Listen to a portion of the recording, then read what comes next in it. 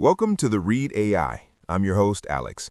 Today, we're covering a story that broke this week and has Hollywood absolutely panicking.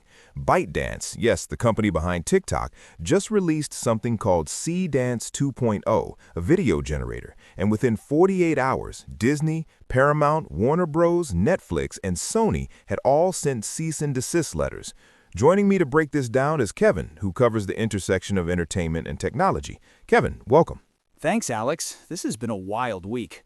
So let's start with what actually happened, because I've seen the videos going viral. Tom Cruise fighting Brad Pitt on a rooftop, Spider-Man doing things Spider-Man has never done in any Marvel movie. Walk me through what Seedance 2.0 actually is. Seedance 2.0 is ByteDance's latest video generator model. It launched on February 13th, and the technical jump from previous versions is massive. You can feed it text, images, video clips, audio, up to 12 different reference materials at once, and it spits out 15-second to 2-minute videos at 2K resolution with synchronized audio. When you say synchronized audio, what do you mean? Unlike other tools that generate video first and then add sound as a separate step, Seedance generates both simultaneously. So if someone's walking across gravel, the footsteps hit exactly when the foot lands. If characters are talking, the lips sync perfectly to the words. It's processing video and audio as one unified thing. And this is what Hollywood is freaking out about? Well, that's the technical capability. What Hollywood is freaking out about is what people immediately started doing with it. Okay, so what did people do? Within hours of launch, social media was flooded with videos. A Tom Cruise versus Brad Pitt fight scene that looked Hollywood quality. Friends reimagined as otters. Will Smith fighting a spaghetti monster. But the one that really went viral was Kanye West and Kim Kardashian in an imperial Chinese palace, speaking perfect Mandarin with accurate lip sync. Wait, they recreated real actors? Not just recreated, the quality was good enough that people had to do double takes. And here's the thing, Seedance came preloaded with the ability to generate these characters. Users didn't have to train it. They just typed prompts like Spider-Man fighting Darth Vader or alternate ending to Stranger Things, and it worked. So Disney owns Spider-Man and Star Wars? Marvel characters, Baby Yoda, all that stuff just available in this Chinese app? Exactly, and that's where the legal letters started flying. Disney's cease-and-desist called it a virtual smash and grab of their intellectual property. They accused ByteDance of deliberately launching without guardrails to get buzz. That's a pretty aggressive accusation. It gets worse. Paramount sent a letter listing South Park, SpongeBob, Star Trek, The Godfather, Dora the Explorer, all being reproduced by Seedance. Warner Bros. Accused ByteDance of deliberately launching without safeguards to generate buzz. Netflix joined in Tuesday night with their own cease and desist, covering Stranger Things, Bridgerton, Squid Game. How many studios have sent these letters at this point? 6 of the 7 major studios: Disney, Paramount, Warner Bros. Discovery, Netflix, Sony, and Universal. The Motion Picture Association, which represents all of them, sent their own letter on Friday saying ByteDance engaged in unauthorized use of U.S. copyrighted works on a massive scale. Let's talk about what makes this different from other video generation tools. Because we've had Sora from OpenAI, VO from Google. What makes Seedance 2.0 special or dangerous depending on how you look at it? 3 things. First, the quality. Multiple people in the industry have called this the best video generator available right now. It's ranked #1 on the artificial analysis video arena, which benchmarks these models. What does best mean in practical terms? Character consistency. Most video generators struggle to keep the same character looking the same across multiple shots. Seedance nails it. Physical realism. Limbs don't morph weirdly, movements look natural, and audiovisual synchronization that competitors just can't match yet. You said 3 things. What's the second? The multimodal input system. You can upload up to 9 images, 3 videos, and 3 audio clips as references. Want to generate a video in the style of a specific film? Upload screenshots. Want a character to move a certain way? Upload reference footage. Want specific voice characteristics? Upload audio. It gives users director-level control. And the third thing? Speed and accessibility. This isn't some vaporware or demo. It's in people's hands right now. Right now, and the videos being generated are good enough that a Hollywood screenwriter, Rhett Reese, who wrote Deadpool, saw the Tom Cruise and Brad Pitt fight scene and tweeted, "I hate to say it, it's likely over for us." There's another aspect to this that I want to dig into, because beyond the copyright stuff, there was something about voice cloning that got suspended. Yeah, this is where it gets really creepy. On launch day, a Chinese tech journalist named Pan Tianheng tested a feature where you upload a single photo of someone's face and Seedance generates their voice. Wait, generates their voice from a photo, not from audio samples? From a photo, no audio input whatsoever. Pan uploaded his own photo, and the system generated a voice that he said was nearly identical to how he actually sounds. His timbre, his cadence, his intonation.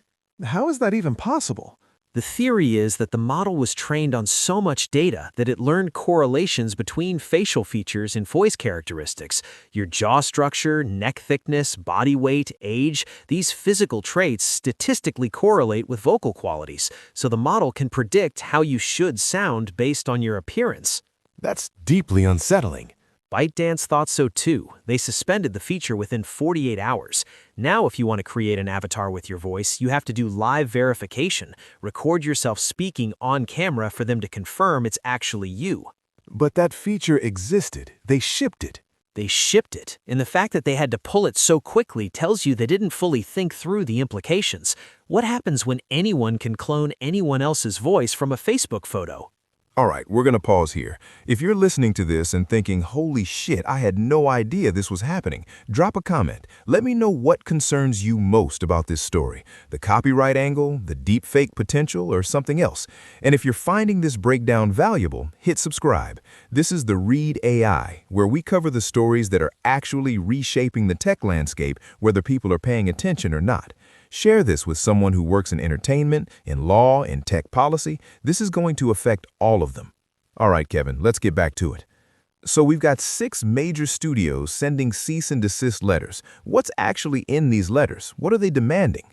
4 main things: stop training on their content, identify what materials were used in training, block users from generating videos with their characters, and remove all existing infringing content from ByteDance's platforms. Can they enforce any of this? That's the multi-billion-dollar question. ByteDance is a Chinese company. Seedance is primarily available in China through Chinese apps. U.S. copyright law doesn't mean much if ByteDance decides to ignore it. So these letters might be completely toothless? Not completely. ByteDance does business globally. They own a stake in TikTok US after the recent sale. They have offices in California. There are pressure points, but suing a Chinese company in US courts is expensive, slow, and often ineffective. What about Chinese law? Does China have copyright protections that would cover this? China has copyright law, but enforcement is selective, and there's a nationalist angle here. Chinese social media is celebrating Seedance as proof that China is catching up to the US in video generation. State-backed media compared it to the DeepSeek moment. So there's political pressure not to crack down on it? Potentially, although ByteDance did respond. They released a statement saying they respect intellectual property rights and are strengthening safeguards to prevent unauthorized use. Do you believe that? I think they're responding to pressure, but Warner Bros. Letter accused ByteDance of following a well-worn playbook: launch without guardrails, get buzz on social media, then announce safety measures after being threatened with legal action. That's basically what OpenAI did with Sora. So this might be a feature, not a bug. The Motion Picture Association's letter literally says Seedance's copyright infringement is a feature, not a bug. They're accusing ByteDance of deliberately designing the system to generate copyrighted characters to drive user adoption. Let's zoom out, because the cease and desist letters are one thing, but what is Hollywood actually afraid of here? I think there are 3 fears happening at once. The immediate fear is revenue loss. If anyone can generate Spider-Man content, why would they pay to license Spider-Man? But these are 15-second clips, not feature films. For now, but the trajectory is clear. Seedance 1.0 launched 8 months ago and could only do silent 5-second clips. Now we're at 2 minutes with synchronized audio. Seedance 2.5 is expected mid-2026 with 4K output. How long until it's 10 minutes, an hour, a full movie? So the second fear is that this gets good enough to actually replace traditional production. Not just good enough, cheaper and faster. One person at a computer can now create content that would have required a crew, actors, equipment, post-production. Maybe it's not feature film quality yet, but for commercials, YouTube content, social media, it's already there. And the third fear? Loss of control over their IP. Disney has spent decades carefully managing how their characters appear, what stories they're in, what they say. Now anyone in China can make Spider-Man say or do anything, and there's not much Disney can do about it. That's the geopolitical angle. Right, this isn't just a copyright fight, it's a US-China tech competition playing out through entertainment. We haven't talked about the actors union yet. What's their position on this? SAG-AFTRA came out hard against Seedance. They issued a statement saying it enables blatant infringement and includes unauthorized use of our members' voices and likenesses. They called it unacceptable and said it undercuts the ability of human talent to earn a livelihood. This is exactly what they went on strike about last year. Exactly. The 2023 strike was partly about protecting actors from being replaced by digital replicas. And now here's a tool that can generate Tom Cruise and Brad Pitt fighting on a rooftop without either of them consenting, being paid, or even knowing about it. Can actors sue for unauthorized use of their likeness? In theory, yes. Right of publicity laws in California protect against unauthorized commercial use of someone's likeness. But again, Chinese company, Chinese app, Chinese users. Enforcement is the problem. What about the voice cloning piece? That's potentially even more valuable than visual likeness. If you can clone someone's voice from a photo, you can make them say anything. Imagine the scam potential. Imagine the political misuse. Imagine what happens during an election. ByteDance suspended that feature. They suspended it in Seedance, but the underlying capability exists. They proved it works. How long until someone else implements it? How long until it gets leaked or reverse engineered? Let's talk about ByteDance's incentives here. Why did they launch this way? Because it works. When OpenAI's Sora 2 launched last fall, they had to pull it back and add guardrails after massive backlash. But by that point, everyone knew Sora existed. Everyone had seen the demo videos. The buzz was created. So launching without guardrails is actually the marketing strategy? It generates attention, and attention in competitive markets is valuable. There are now 4 major video generation models: Sora from OpenAI, Veo from Google, Kling from Kuaishou, and Seedance from ByteDance. They're all competing for users and developers. What's ByteDance's endgame here? Are they trying to monetize Seedance directly? Multiple revenue streams. They're integrating it into CapCut, which is already wildly popular with content creators. They have an enterprise offering through their Volcano engine platform, and they can license the underlying model to third parties. So even if they add restrictions on the consumer version, the capability exists and could be sold elsewhere. Or used internally. ByteDance owns Douyin, Chinese TikTok. Imagine being able to generate unlimited video content for their platform without relying on human creators. That's a strategic advantage. How are the American companies handling this? Because presumably OpenAI and Google have similar capabilities. They do, but they've been much more cautious. OpenAI's Sora 2 launched with heavy restrictions. You can't generate real people without explicit consent. Copyrighted characters are blocked. They've signed licensing deals with some studios, including Disney, to get permission to use certain IP. So there's a path where these companies pay for access to copyrighted material. Disney signed a 3-year licensing deal with OpenAI. That's the model the studios want. If you're going to train on our content, you pay us for it. But that only works if the companies cooperate. And ByteDance isn't cooperating. ByteDance is based in China, where the enforcement mechanisms are different. They can afford to take a more aggressive approach because the legal risk is lower. So does that mean OpenAI and Google are at a competitive disadvantage? Potentially, if Seedance is willing to let users generate anything while Sora blocks copyrighted content, users will choose Seedance. We've already seen this with other Chinese models. They tend to have fewer restrictions, which makes them more attractive for certain use cases. Even if it's legally questionable. Even if it's legally questionable, because the users aren't the ones facing legal risk, ByteDance is, and ByteDance is calculating that the risk is worth it. So where does this go from here? What are the realistic outcomes? I see 3 possible paths. Path 1, ByteDance backs down. They implement real restrictions, block copyrighted characters, maybe even sign licensing deals with studios like OpenAI did. This is the optimistic scenario where everyone plays nice. Do you think that's likely? I think it's the least likely. ByteDance responded to the letters by saying they're strengthening safeguards, but the MPA's latest letter says they need far more than general statements. The studios aren't satisfied.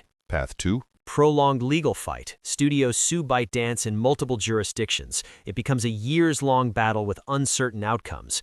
ByteDance keeps operating in China, maybe scales back in the US and Europe. The technology keeps improving while lawyers argue. And path 3. The technology becomes ubiquitous and copyright law breaks. If 5 different companies in 3 different countries all offer tools that can generate Spider-Man videos, what does Disney do? Sue everyone? At some point, enforcement becomes impossible, and the legal framework has to change. That sounds like the studio's nightmare scenario. It is, but it might also be inevitable. We're in this weird moment where the technology has moved faster than the law, and the law is designed for a world where creating high-quality video required expensive equipment and professional expertise. That world is ending. This isn't just about Hollywood, though. What does this mean for everyone else? If you're a content creator, this changes your competitive landscape. Someone with Seedance can now produce videos that compete with your work in a fraction of the time. But they can't monetize it if it uses copyrighted characters. In US platforms with enforcement, maybe not, but there are platforms that don't care, and there's an entire ecosystem of content that isn't monetized traditionally. Social media posts, memes, fan content. That world just got flooded with higher quality material. What about political use? You mentioned elections earlier. This is the thing that keeps me up at night. The voice cloning feature got pulled, but we know it's possible. Combine that with the ability to generate realistic video of anyone, and you have the perfect tool for political manipulation. Fake speeches, fake confessions, fake scandals. And if it's coming from a Chinese platform, how do you fact-check it? How do you take it down? You probably can't, at least not quickly enough to matter. By the time something is debunked, millions of people have already seen it. So what's the solution? More regulation? Regulation is part of it, but regulation is national and technology is global. China isn't going to regulate ByteDance the same way the US would, so you end up with this fragmented approach where different rules apply in different places, and the technology flows wherever the rules are weakest. Digital watermarking? Technical solutions? ByteDance has promised to add watermarks to generated content, but watermarks can be stripped, and even if they can't be, how many people actually check for watermarks before sharing something? So we're in this period where the technology exists, the guardrails don't, and nobody's sure what happens next. That's exactly where we are, and it's moving fast. Seedance 2.0 launched 8 days ago, and we've already had 6 studios send legal letters, a major voice cloning controversy, and Hollywood's biggest screenwriters publicly saying their jobs might be obsolete. What's your personal read on where this ends up? I think Hollywood survives, but it gets smaller. The big tentpole movies will still get made because those require scale and coordination that individuals can't match. But everything below that, TV shows, commercials, YouTube content, corporate videos, that's all going to be disrupted. And a lot of people who make a living in those spaces are going to have to figure out what comes next. And the copyright fight? The studios will keep fighting because they have to, but I think they're fighting to slow things down, not to stop them. The technology is out there now. You can't put it back in the box. Kevin, this has been incredibly illuminating and more than a little unsettling. Yeah, it's been a hell of a week to cover. For everyone listening, this story is still developing. ByteDance has a February 27th deadline to respond to the Motion Picture Association's letter. We'll see if they actually implement meaningful restrictions or if this turns into a protracted legal fight. Either way, the technology isn't going away. If you want to stay on top of stories like this, subscribe to the Read AI and share this episode with someone who needs to understand what's happening at the intersection of entertainment, technology, and geopolitics. Because this isn't just about movies. It's about who controls the tools to create and who gets to decide how they're used. Kevin, thanks for breaking this down. Thanks for having me, Alex. I'm Alex, this is the Read AI, and we'll catch you on the next one.